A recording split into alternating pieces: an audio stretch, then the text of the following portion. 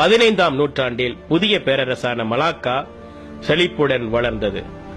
அதன் துறைமுகத்திற்கு பல நாட்டிலிருந்து வணிகர்கள் வரத் தொடங்கினர். இந்த நூற்றாண்டின் இறுதியில் மலாக்கா தனது ஆதிக்கத்தை மலாயா முழுவதும், வடக்கே பட்டாணி வரையிலும், மேற்கே சுமத்ராவில் உள்ள கரையோர பகுதிகளும் செலுத்தியது. இதே நூற்றாண்டில்தான் மலாக்கா வாழ் மக்கள் பரவலாக இஸ்லாத்தை தழுவத் தொடங்கினர். இதனால் தமிழர்கள் பிடிப்பு மெல்ல அகன்று போனது. அரபுகளும் அவர்தம் மதங்களும் பண்பாடும் நிலை கொள்ளத் தொடங்கியது. மலாக்கா பேரரசின் தோற்றுநரான தமிழ் மரபினத்தை சேர்ந்த பரமேஸ்வராவும் பின்னர் இஸ்லாத்தை தழுவியதாக வரலாற்று செய்திகள் கூறுகின்றன. இதனால் தமிழ் இலக்கியங்கள் பின்தள்ளப்பட்டு இஸ்லாமிய படைப்புகள் அவ்விடத்தை நிரப்பின. இதன் வழி மலாக்கா தமிழ் பேரரசு முடிவுக்கு வந்தது.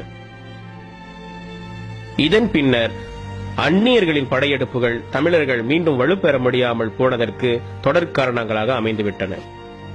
மலாக்கா தமிழ் பேரரசு வீழ்ச்சியடைந்து சில நூற்றாண்டுகளுக்கு பிறகு மீண்டும் மலாயாவிற்கு தமிழர்கள் வருகை தொடங்கியது.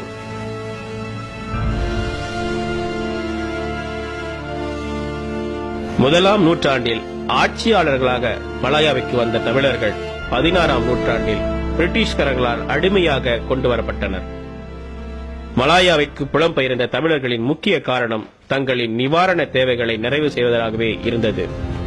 1860 முதல் 1957 வரை 4 மில்லியன் தமிழர்கள் மலாயாவிற்கு வந்துள்ளனர்.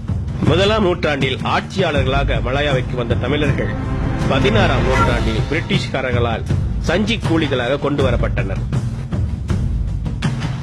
மலாயாவிற்கு புலம்பெயர்ந்த தமிழர்களின் முக்கிய காரணம் தற்காலிக நிவாரண தேவைகளை நிறைவு செய்வதாகவே இருந்தது.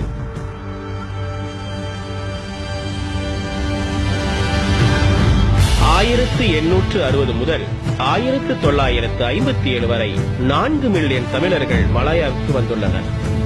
இவர்களில் 2.8 மில்லியன் பேர் மீண்டும் தாயகம் திரும்பிவிட்டனர்.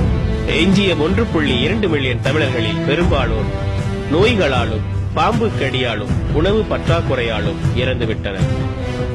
சஞ்சி கூலிகளின் முத்திரை குத்தப்பட்ட தமிழர்கள் மலாயாவில் தோட்டங்கள் மற்றும் இதர கடுமையான துறைகளில் வேலைக்கு அமர்த்தப்பட்டனர்.